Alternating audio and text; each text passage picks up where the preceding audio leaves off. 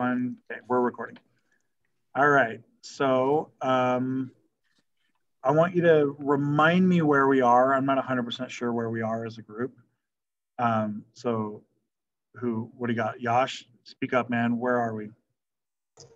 We ended by talking about the Khoisan. Okay. All right. We were talking about the Khoisan at the end here. All right. All right. Manvith, why don't you turn on your camera? Join us, man. Everyone else, turn on your camera, join us.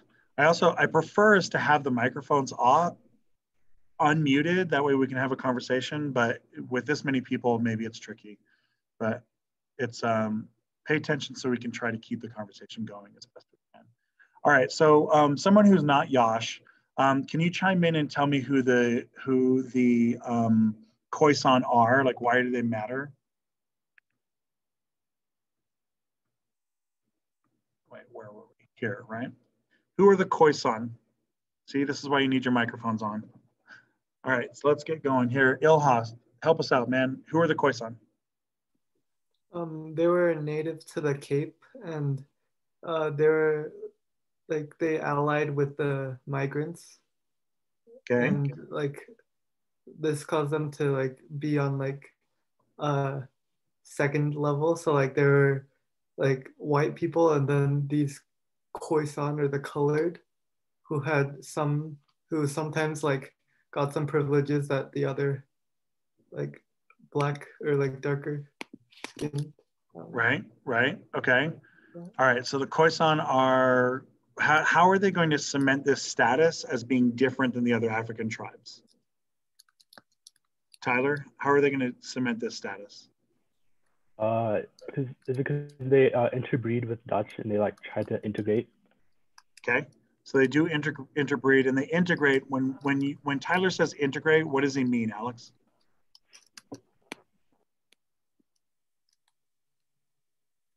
They live together? They interbreed together? Okay, they interbreed. He said interbreed and integrate. Oh. I think we know what interbreed means, right? But what does integrate mean in this context? Maybe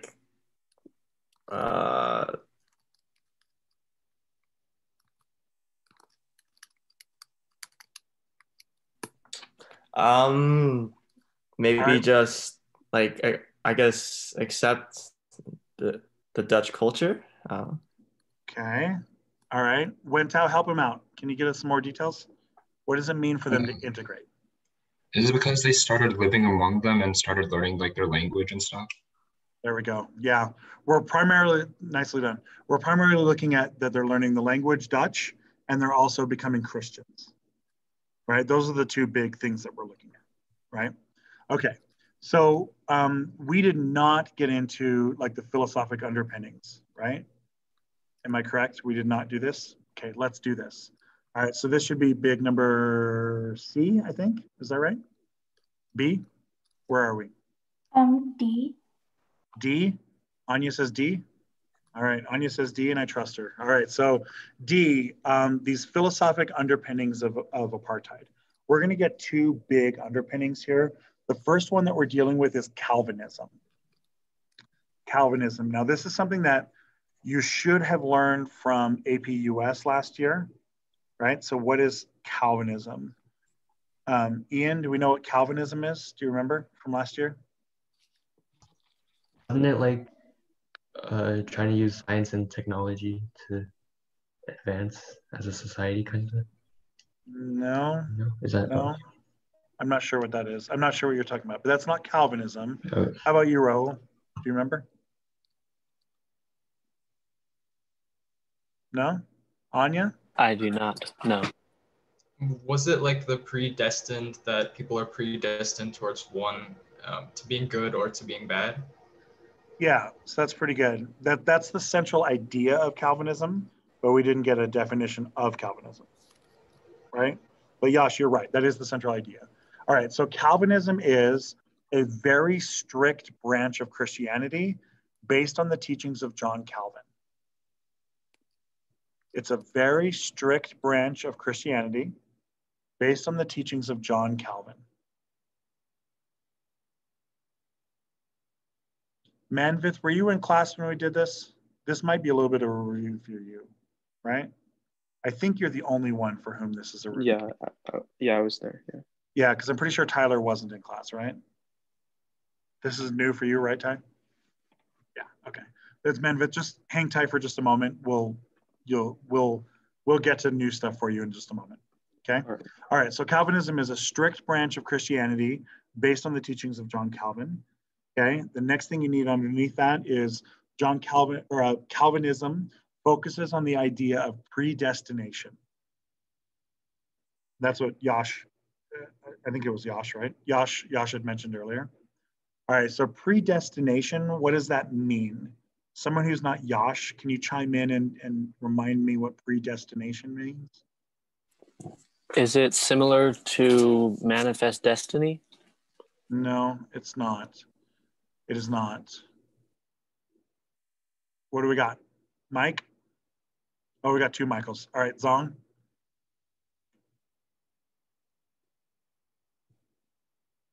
I don't really know. Isn't it just like you think something's gonna happen, like something is bound to happen, stuff like that?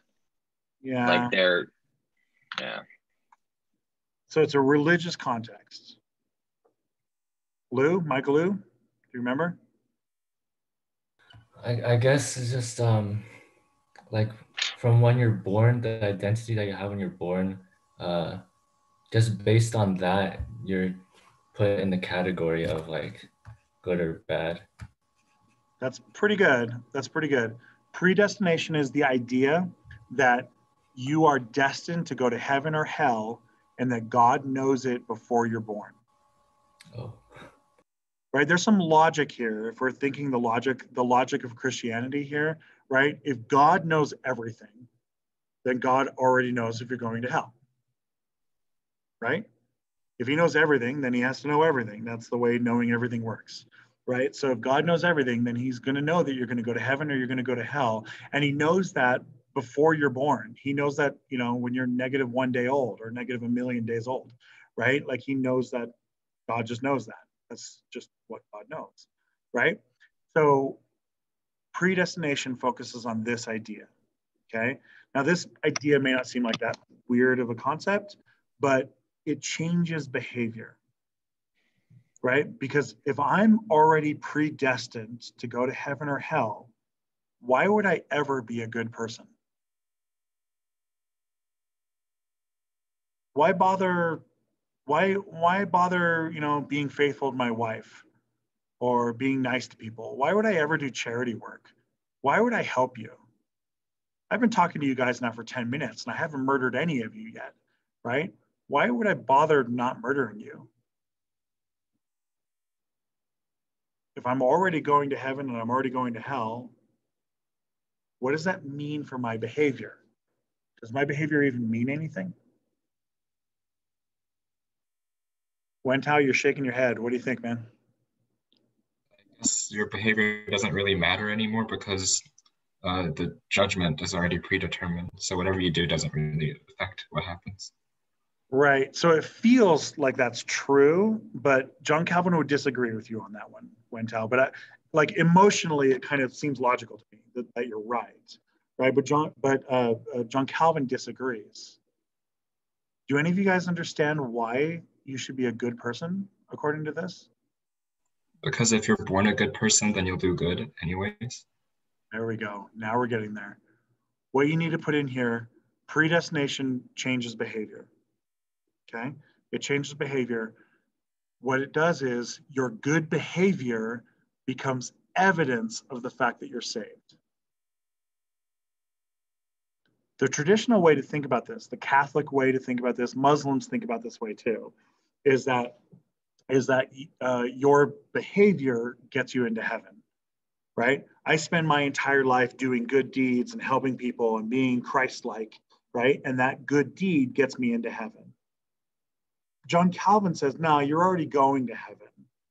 Because you're going to heaven, you're going to be the kind of person who is compelled to do good things, right? So you're doing good things as evidence of the fact that you're already saved.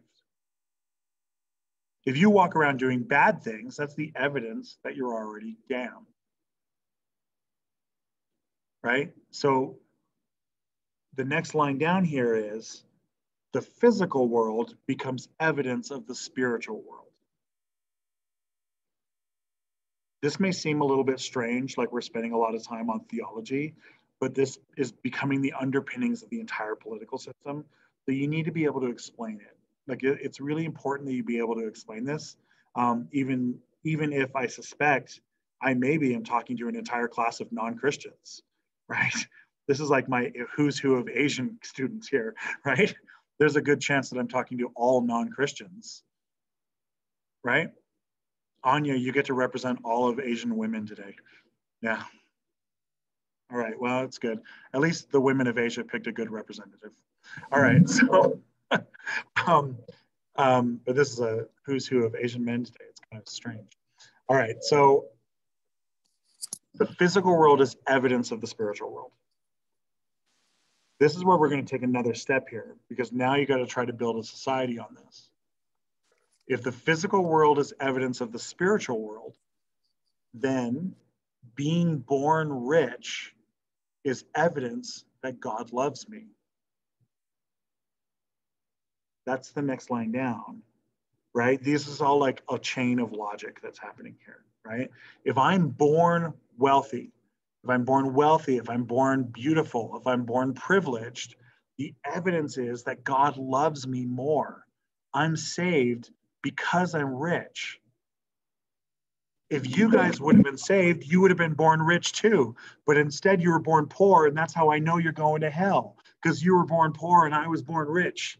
Yeah, baby, right? Sounds like a great philosophy if I'm the rich guy, right?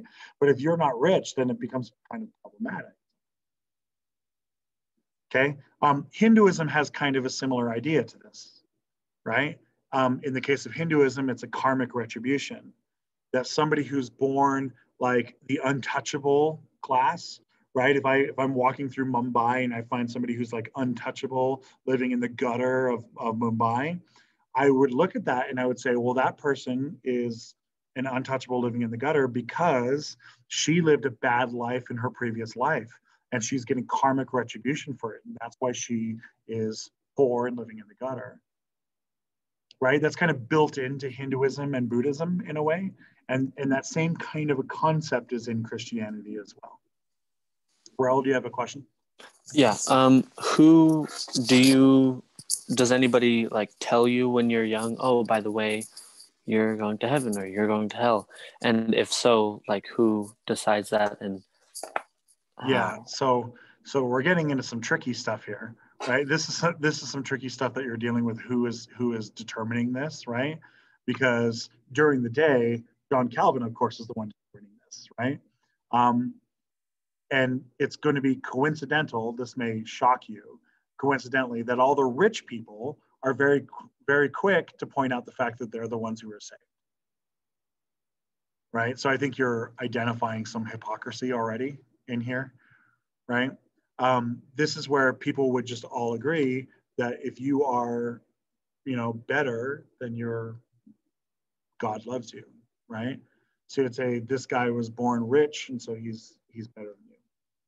Yeah, this is something that is going to be uncomfortable for a lot of people, Raul, and I can't give you a really firm one answer because it doesn't exist.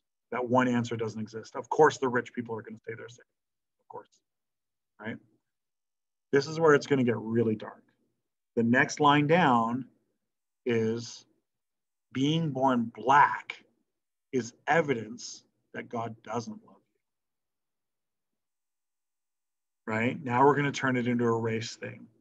Because now the white people are saying, God loves me more because I was born with blue hair, blue eyes and blonde hair and light skin, and that's why God loves me, and it's the evidence, right? And they'll say, that's why France is a beautiful place with wonderful architecture, and Kenya is a dirt hole country, right? This is that concept that poverty is like a moral failing. Like if you're born poor, it's your fault. Like you are morally inferior if you're born poor, right? Just like you're morally inferior if you were born black, is how these apartheid people are saying it. This is, of course, not Mr. Beach talking. This is me, trying to convey this idea to you. But as they start to create their racist government, this is where they're getting this idea.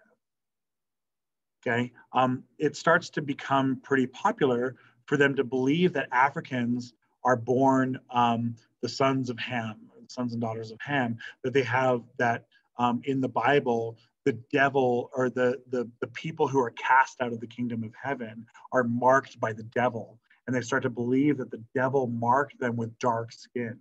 The darker your skin, the more the devil has influenced your the more the devil has influenced your family heritage.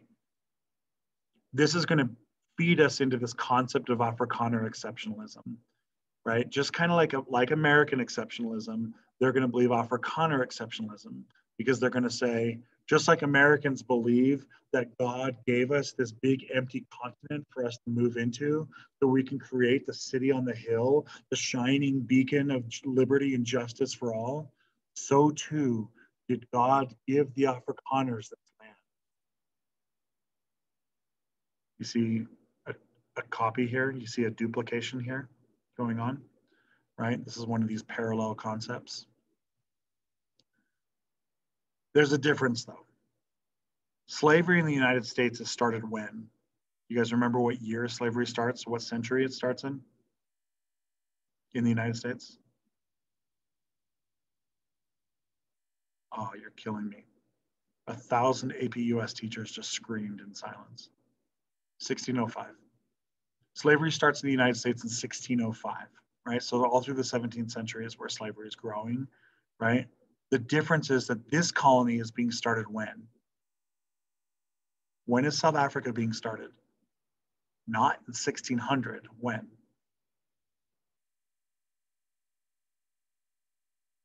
Oh, you guys are killing me. Look in your notes from last time. What's the date? The early 1800s? Yeah, right around the late 1790s and early 1800, right? So the colony is being founded in 1800.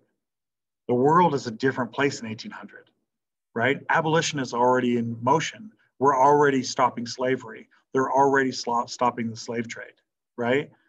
In 1600, the slave trade is growing. In 1800, the slave trade is shrinking. So this means that South Africa has to go to its next big underpinning, and this would go number 2 in this heading here, social Darwinism. Social Darwinism. Social Darwinism is founded by a man named Herbert Spencer. Herbert Spencer. It's founded by a man named Herbert Spencer, where he takes the ideas of Darwin and applies it to society. But it's very important here that we need to recognize something. Herbert Spencer doesn't understand Darwin very well. So how does Darwin work? How does Darwin work? What does Darwin teach us? Who knows science? Come on now. How does Darwin work? Manvith, how does Darwin work? So Darwinism, Darwinism is that the breed that can reproduce the most is the fittest, and that's what it means to be the fittest, and that's what Darwinism is, survival of the fittest. But in social Darwinism was that they just believed that whoever was better structured, or whoever could look like was literally the fittest, was more superior. Right. Yeah. So does Darwin say survival of the fittest? Anybody? Darwin does not. Okay, so it's very, very important that Manvith said it correctly. And Manvith, you also heard this the other day in class, right? So Manvith said it correctly. He didn't want to sound like a dummy, but most people would chime in and they say Darwin says survival of the fittest. That is not correct. Darwin does not say survival of the fittest. Darwin says natural selection, right? He says that we get random adaptations from mutations, and those random mutations naturally select us to propagate our species. You do not have to be the fittest.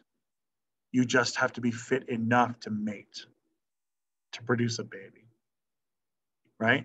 This is why there's all sorts of animals in the world that just don't make sense, like just dumb animals, right? There's all sorts of animals that just have no business existing, right? If you like look at some animal that just doesn't really make a lot of sense, right? That barely survives, and you're just like, why is this thing here, right? This doesn't make any sense. I think the best example of an animal that doesn't make sense is the panda bear, right? Panda doesn't make any sense at all, right? What kind of survival of the fittest is going to produce a bear that's a 500-pound bear that sits around and eats bamboo all day long and does nothing else, right? That is not survival of the fittest. That is some kind of weird funhouse mirror of survival, right? And especially when you consider that the panda has sex is painful for both the male and female of the pandas. That's why they don't do it. Pandas don't have sex, they avoid sex, right? If you're an animal that only eats bamboo and avoids sex, that seems to me like a pretty clear evolutionary statement that your animal should not exist anymore, right? Like having sex is a pretty important part of making a new species, do you think? Like you can't exactly grow your species without sex. That seems like a real problem, right? And sex oftentimes in the animal kingdom is painful for the female. Oftentimes it is, right? Like almost every bird on the planet, it hurts the female to have sex, right? But the male, it feels good. And so that's why they do it all the time, right? That's why like ducks will do it, right? But it's really painful for the female duck to have sex. Okay, in the case of the panda, it's painful for both the male and the female. And so both the male and female avoid it. The other animal that doesn't make any sense at all is koalas. Koalas are so stupid. They don't make any sense, right? They spend their entire life sitting in a eucalyptus tree, eating only eucalyptus leaves, but the eucalyptus leaves are poison. They're poison for the koalas. They sit there and literally the only thing they eat is poisonous to them. And they eat the poison and then they go into a coma and they lay in the tree and they fall out of the tree and die because they ate too much of the only thing that they'll eat. That doesn't make any sense at all. What a stupid animal. You can't possibly look at the koala bear and tell me that that's survival of the fittest. That is a dumbass animal that does not deserve to exist, right? I mean, it's cute, I get it, right? But it does not, like, that's not evolution. Darwin doesn't care. Darwin says, as long as that koala lives long enough to make a baby, it's good. Welcome to the animal kingdom, right? Think about it with humans. Why would you ever choose to mate with somebody who wears glasses? Right? Drew's looking for a mate. Yeah, but why would you ever mate with somebody who wears glasses? Right? Wearing glasses is your way of showing the world that you are genetically inferior, right? You're sending a message to every single person who sees you, right? You put on those glasses and you walk up and you're like, hey, baby, would you like to share some genetic material with me? I'm inferior. Yeah, baby, come on. And she's like, ooh, I was going to go with this other guy who's genetically perfect, but I'm going to go with you, Four Eyes. Yeah, right? And then you get together and make a baby. That doesn't make any sense at all. Why would you ever do that, right? Darwin would say that the guy with the glasses, the person with the glasses, has something else going for him. Maybe he's really smart, or maybe he's really funny, or maybe he's got good fashion sense, or maybe he's, really good looking, or maybe he's rich, right? Something going on where the lady goes, okay, I'll take your inferior genetics because I want whatever else you're giving to me. I want your sense of humor. I want your money. I want your fashion. I want your, PlayStation, whatever he's got, right? That she's finding something else attractive. That's why she's able to, accept a guy with glasses. Now, I realize that I'm talking to almost all of you wearing glasses right now, so it's not a personal attack on you guys, right? I'm sure you're lovely. I'm sure you're lovely gentlemen. And I'm also not interested in mating with you. So let's just go ahead and make that clear right now. I'm not interested in mating with any of you. But you get where I'm going with this. It's not survival of the fittest. Okay? Herbert Spencer creates the term survival of the fittest. And Herbert Spencer uses this as an excuse to justify being racist. Herbert Spencer creates the term survival of the fittest, the phrase survival of the fittest, and he uses this as an excuse to be racist. Okay? What he does is he says that white people are the fittest humans, which is why white countries are so nice. And it's why white people are so rich. And it's why white people have property. And it's why they have power. And it's why they have money, is because they're the fittest humans to survive. And because Black people live in poor countries with no money and no power, that obviously they're biologically inferior. Now, we need to be abundantly clear here. This is not science. This is bullshit. Okay? So you can put it as science or evidence, right? But make sure you put this in quotes because there is no actual science going on here. It's mostly just racist dudes justifying the fact that they're racist. Right? We've talked about this all year long, that racism is a form of brain damage. Well, this is what brain damage happens when it reads most of a book. Right? He read like half of the Darwin book and didn't really understand it very well and decided to say, okay, that looks like a good use of my racism. Okay? Regardless of how true it is, the Afrikaners, the South African government is going to go all in on this. They are going to integrate this into their government. They're going to use this all over the place. So we have this religious justification, and then we have this kind of pseudo-scientific justification. Okay. What happens in 1806? Next letter down. D, no, E. Is it right? E? That was D, this is E. All right, E, the British take over. The British take over. And when the British take over, the Voortrekkers are going to leave. Okay, they're going to leave Cape and they're going to move up here. This is called the Great Trek. They're going to leave Cape and they're going to move up here into what will become Orange and Transvaal. Orange and Transvaal. They're going to move up into these two areas up here. A little bit down into Natal as well. But Orange and Transvaal, they're going to move up into these areas. Okay, this is going to create the Voortrekker states. The term Voortrekker states. The Voortrekker states are Transvaal and Orange. These are going to be the states that are the most conservative, the most racist, the most backwards. This is the Mississippi and Alabama of South Africa. Okay, so there's some vocab words we need here. Our first vocab word is Voortrekker. Okay, a Voortrekker is a Dutch pioneer. The next word we need here is a Boer. Boer. This is going to be the ethnic word for South African Dutch. The Boers. Eventually, they're going to stop identifying themselves as Dutch and start identifying themselves as South Africans, and the word is Boer. Okay. All right. Did you guys read your Voortrekker manifesto?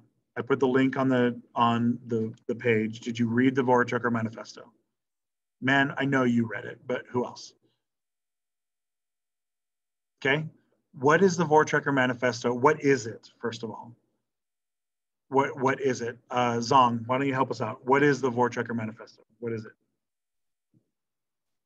A list of like, it's like a list of like certain things about like why they're leaving, and like it's just information as to why they're doing this, like this migration. Right. Okay. So it's a list of things. That's, what else is it though? What's like the thesis statement of the manifesto? Let me go check. Tyler, do you know? Oh, that's not what I wanted. Tyler, what's like the thesis statement of the manifesto? Basically, like they've suffered a lot of losses of like their slaves, as well as like I think from like natives. So then they're saying it's like not worth it as much to stay here. Okay. All right. What else?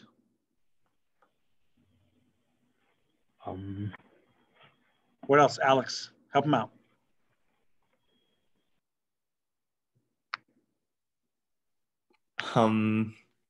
I am not sure. You did not do the reading? I did the reading, but I You guess just I don't didn't. know? Yeah.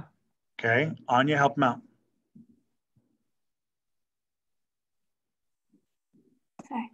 Sorry. So, it's basically just like, I don't know. It's just like all the reasons that they decided to leave the colony and like the specific, like, I don't know. They're not demands. They're more just like complaints, right? Right. Of like all the things that they feel as though they are not like being treated properly. Yeah. So what you should put in here in your notes, Voortrekker Manifesto equals the Declaration of Independence. This is the Voortrekker Declaration of Independence. Just like the American Declaration of Independence, right? We make a bunch of complaints. Like if you read the Declaration of Independence, we have like this statement that we're going to be independent, and then we have like a list of complaints. The Voortrekker Manifesto is a statement that they're going to be independent and a list of complaints. Okay. Now, underneath here, let's put 3 complaints by the Voortrekkers. What are their 3 biggest complaints? The 3 biggest things that they're whining about, complaining about. Ian, what do you think? What would you say is number 1 on their list?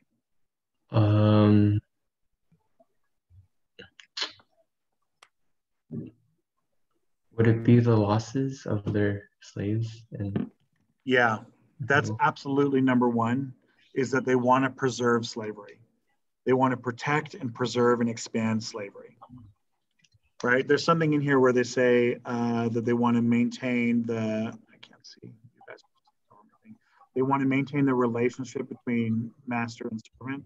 Is that right? Where does it say there? Here. Number 5.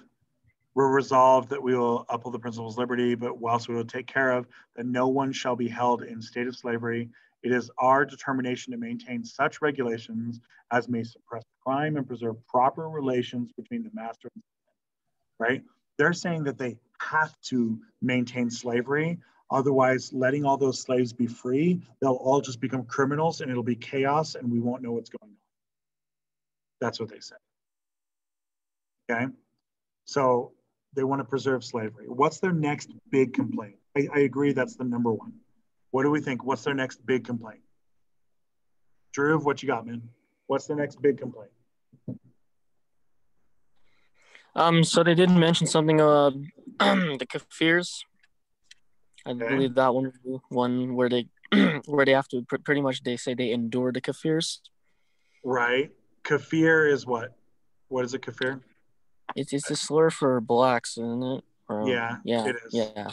I think Rahul had asked about that last class period, I think, right? Yes. Yeah. Okay, so they complaining about the Kafirs, but there's something else. There's what's the next big one that they're complaining about? Manvith, what else you got? What's the next big complaint?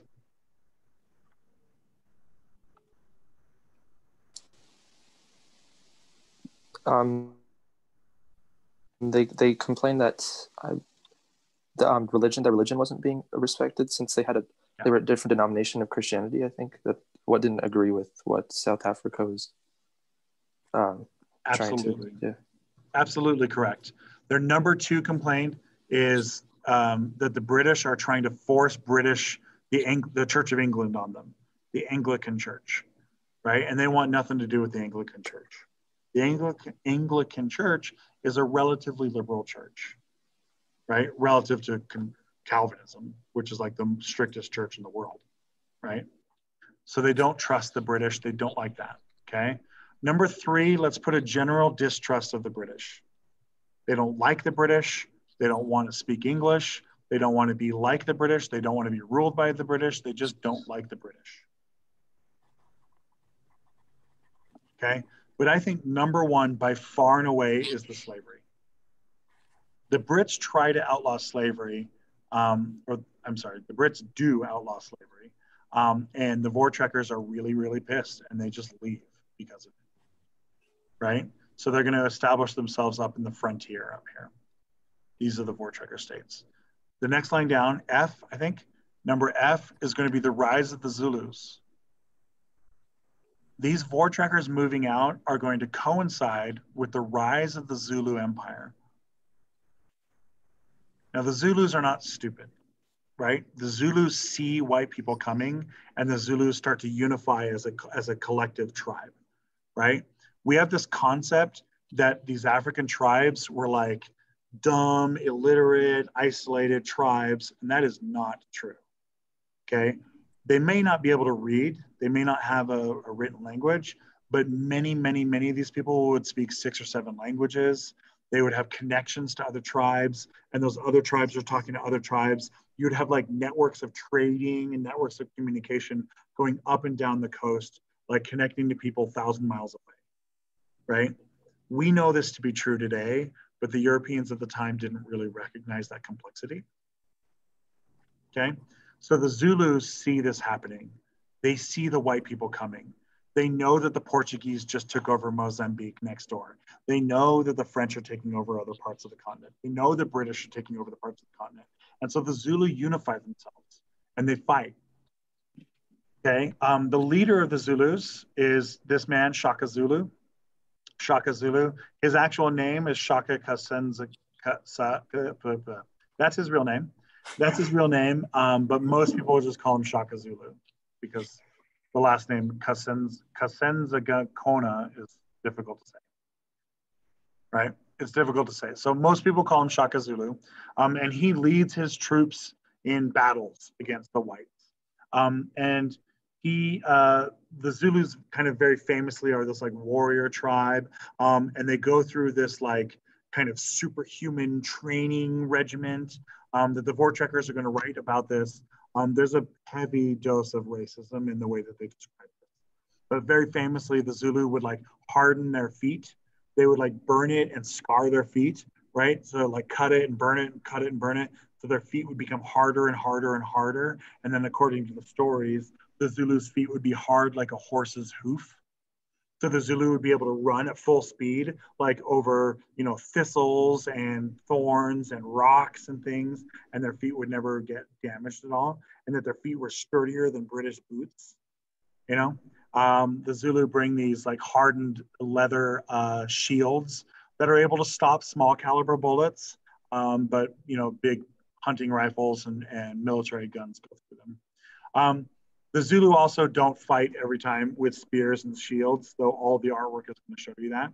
Often, the Zulus are going to get their hands on guns as much as they can.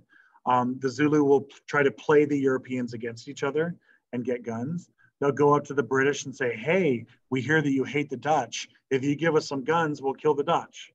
And then they go to the Dutch and they go, man, those British guys really hate you. If you give us some guns, we'll go kill the Brits. Right? And then they go to the Portuguese and they say, hey, Portuguese, you guys hate them both. Why don't you give us guns and we'll kill both of them? Right? This works sometimes. Sometimes. Right? At different times, the Brits give them weapons. At different times, the Dutch give them weapons. Right? Sometimes. It doesn't always work well. Right? A lot of times what would happen, the Voortrekkers would give them guns, but then the Voortrekkers would keep all the gunpowder and all the bullets. So the Zulus would have to come back and get bullets, stuff like that. Or the British would give them guns, but they were like old guns that didn't work very well, So it didn't work all the time.